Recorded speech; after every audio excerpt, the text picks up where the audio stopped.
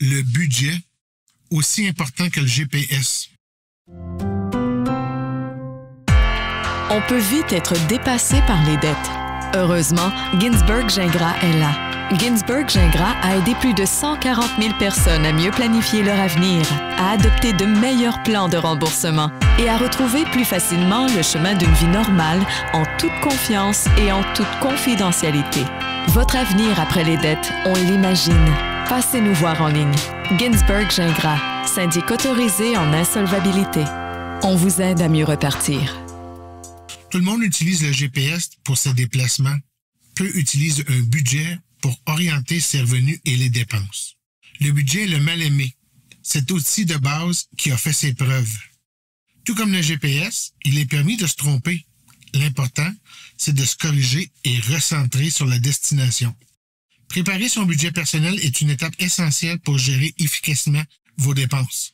Voici les étapes à considérer pour élaborer votre budget. Privilégiez une période de 6 mois. Indiquez vos revenus. Commencez par indiquer vos revenus nets mensuels, ce qui est déposé dans votre compte. C'est la première étape et la plus facile. Utilisez votre relevé bancaire et voir la colonne de dépôt pour ne pas en échapper. N'oubliez pas les crédits qui vous sont versés aux 3 mois. Énumérez vos dépenses. Dressez une liste de vos dépenses qui inclut le loyer, l'épicerie, les assurances, les dépenses automobiles, les prêts, les versements sur carte de crédit, frais de garde, de scolarité pour ne nommer que les plus communes. Définissez votre objectif financier. Avant d'étape d'économiser, votre premier objectif financier est d'avoir autant de revenus que de dépenses, autrement dit, en avoir assez pour arriver. Établissez un plan.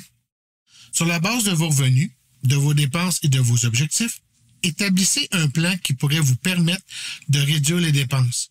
En consultation, en listant les dépenses, les gens sont surpris du montant qu'ils paient pour leur café et toast matinal pris au service au volant de leur restaurant préféré. Le paiement sans contact est votre ennemi juré numéro 1. Impossible de contrôler les 5 à 10 $ la fois, mais à la fin du mois, c'est souvent 200 $ qui y sont passés. Mettez en place des mécanismes de suivi.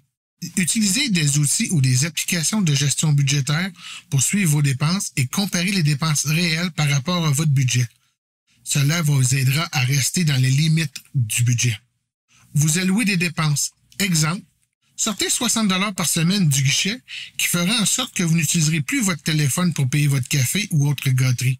Il vous sera plus facile de suivre vos dépenses ainsi. Révisez et ajustez.